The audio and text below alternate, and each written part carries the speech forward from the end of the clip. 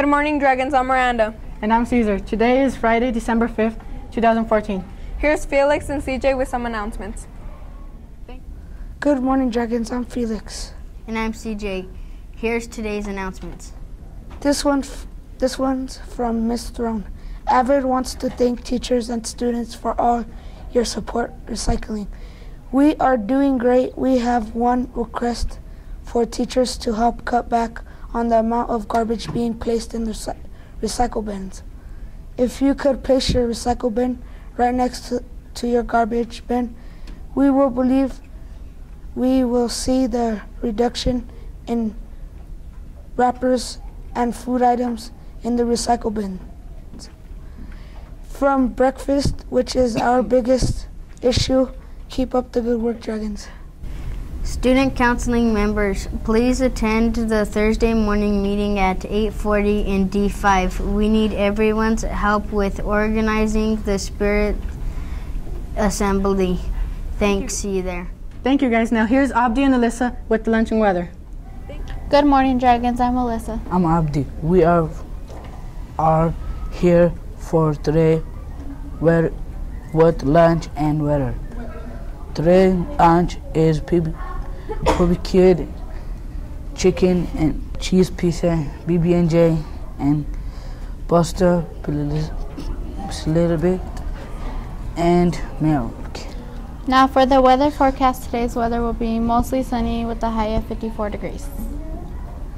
About weekly print. And now we'd like to send it out to Goulet and Kenneth with the jokes of the week. Good morning, Dragons. I'm Goulet. And I'm Kenneth. We're here with the jokes of the week. Why did the chicken cross the playground to get to the other slide? Why did the chicken cross the road? To get away from Colonel Sanders. Now back to Cesar and Miranda. Now here's this week's edition of Teacher of the Week. Let's send it out to Irving and Elijah. Good morning, Dragons. I'm Irving. I'm here with this Teacher of the Week, Miss Gerhaus. Hello, Irving. What do you do at John Evans, and how long have you been here? Well, I am a 7th grade language arts teacher here at John Evans, and this is my first year here. Okay. So, what do you like to do after school? After school, I enjoy hanging out with my 2 children that I have at home. We really like to play board games. We really like to play card games. I also really enjoy reading. What's your favorite sport? My favorite sport to play would be downhill skiing and soccer. And my favorite sport to watch would be football. What's your favorite food? I don't really have one favorite food. I kind of just really like all food. When you were in middle school, what did you want to be?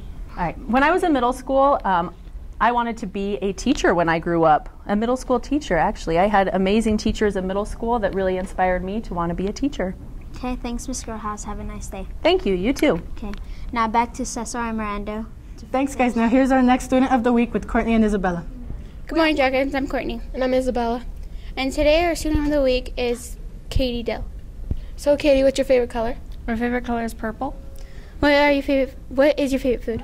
My favorite food is cookies. What's your favorite sport? My favorite sport is football. Thanks, Katie, for being student of the week. Next week, most of the students here at John Evans will be participating in the Hour of Code. We'll be joining millions of students across the world in this challenge to learn about computer programming. Now, please watch the short video about the Hour of Code.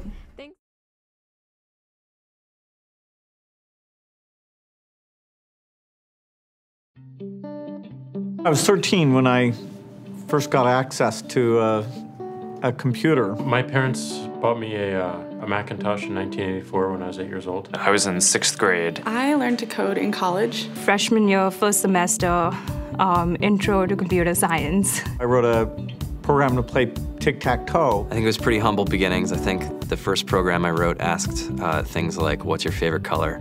Or how old are you? I first learned how to make a green circle and a red square appear on the screen. The first time I actually had something come up and say, hello world, and I made a computer do that. It was just astonishing. Learning how to program didn't start off as wanting to learn all of computer science or trying to master this discipline or anything like that. It just started off because I wanted to do this one simple thing. I wanted to make something that was fun for myself and my sisters. And I wrote this little program and then basically just add a little bit to it. And then when I needed to learn something new, I looked it up either in a book or on the internet and then added a little bit to it. It's really not unlike kind of playing an instrument or something, or playing a sport.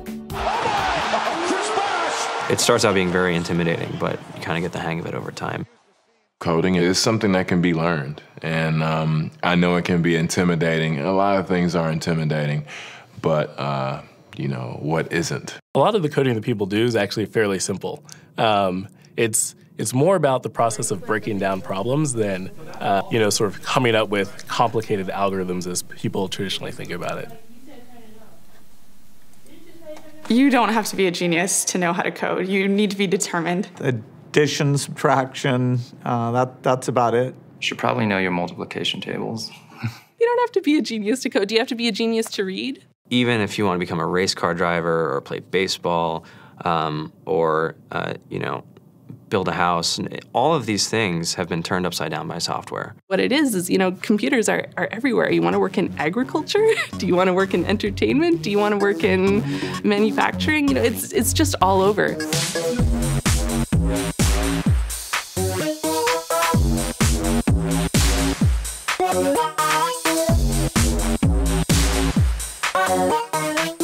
Here we are, 2013.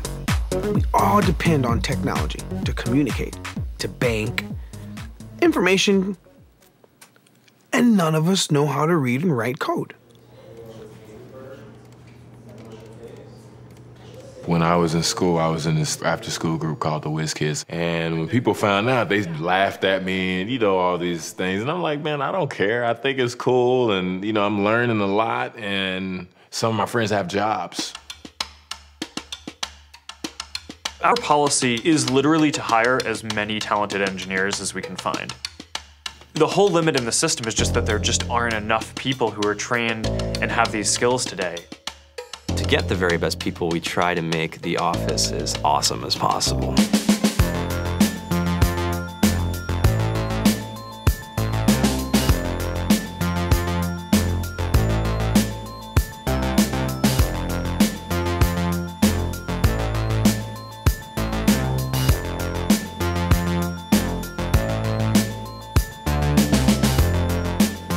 We have a fantastic chef. Free food. Breakfast, lunch, and dinner. Free laundry. Snacks. Even places to play and video games and scooters. There's all these kind of interesting things around the office and places where people can play or relax or go to think or play music or be creative. Whether you're trying to make a lot of money or whether you just want to change the world, computer programming is an incredibly empowering skill to learn. I think if someone had told me that software is really about humanity, that it's really about helping people by using computer technology, it would have changed my outlook a lot earlier. To be able to actually come up with an idea and then see it in your hands and then be able to press a button and have it be in millions of people's hands. I think we're the first generation in the world that's really ever had that kind of experience. Just to think that you can start something in your college dorm room and you can have a set of people who haven't built a big company before come together and build something that 1 billion people use as part of their daily lives is just crazy to think about, right? It's humbling and it's amazing. The programmers of tomorrow are the wizards of the future. You're going to look like you have magic powers compared to everybody else. I think it's amazing. I think it's the closest thing we have to a superpower. Great coders are today's rock stars. That's it.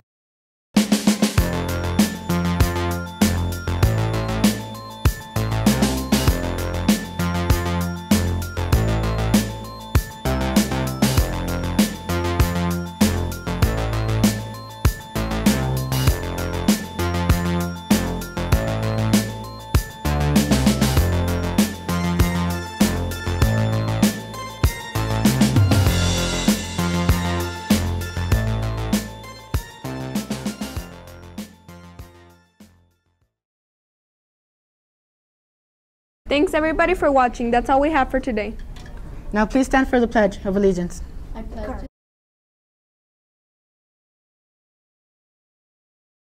I pledge allegiance to the flag of the United States of America, and to the republic for which it stands, one nation, under God, indivisible, with liberty and justice for all.